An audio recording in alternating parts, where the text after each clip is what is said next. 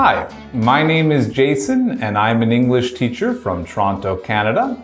Today we're going to be talking about how to express your opinion in English. Many new students in English learn a few simple ways to express their opinion. Usually they use expressions like I like, as for me, simple expressions like this. But once you get better at English, it's important to expand your vocabulary and your range of expressions to be more natural and use one of many different expressions that we have to express your opinion in English.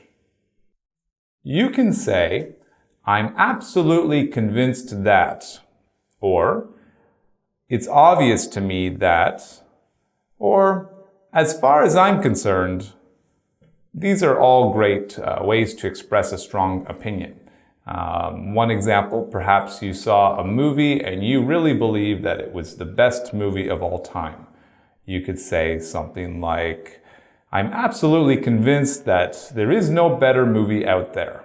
Or, it's obvious to me that that was really the best movie this year. As far as I'm concerned, that's the best movie I've ever seen. Sometimes you may not have such a strong opinion. You might be a little bit reluctant or unsure on how you feel about different subjects. So there's many ways we could express this. You could say something like, I suppose that, it seems to me, I must admit that, I'm no expert, but if, I'm fairly sure, as far as I understand it. So these are all great ways when you're not completely sure. An example might be if you maybe are a fan of a sports team. Maybe you're a baseball fan and you like the New York Yankees, and you're not quite sure that they will win this year or not. You could say something like, I suppose that they'll do pretty good this year. Or, I must admit that they're not the best team, but I think they're pretty good.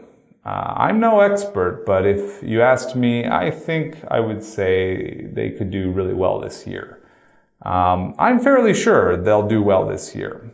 So these are all opinions that are not quite strong, but somewhere in the middle where you're not quite sure. But it's a good way to express these opinions. Two other ways that you might express your opinion are if the opinion is an objective opinion, therefore someone else says this, or this is something you've heard, or it's your own personal opinion, so a subjective opinion.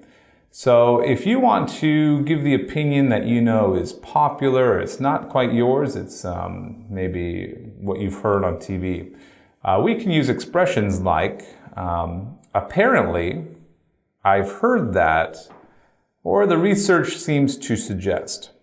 So, an example is maybe the opinion is that apples are good for you.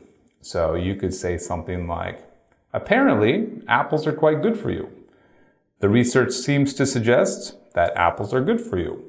Or, I've heard that apples are good for you. So, this would be an objective opinion. Sometimes you might want to share your own personal opinion on different things. So, for example, in this case, we could say, in my experience, what I've found is, or I don't know about other people, but I can say. An example might be your personal opinion that coffee is a great way to start the day. So you could say something like, in my experience, coffee is a great way for me to start the day. I feel more energetic, etc. Or what I found is coffee makes me more productive. So coffee is a great way for me to start the day.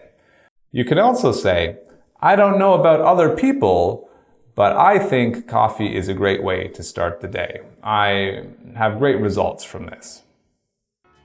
So today we've talked about many ways that you can express your opinion using a lot of different expressions.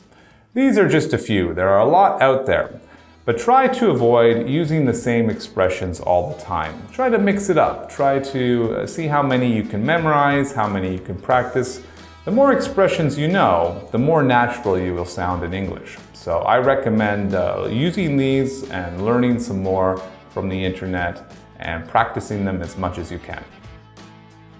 That's it for me. Please remember to subscribe to the link below, and I will see you next time.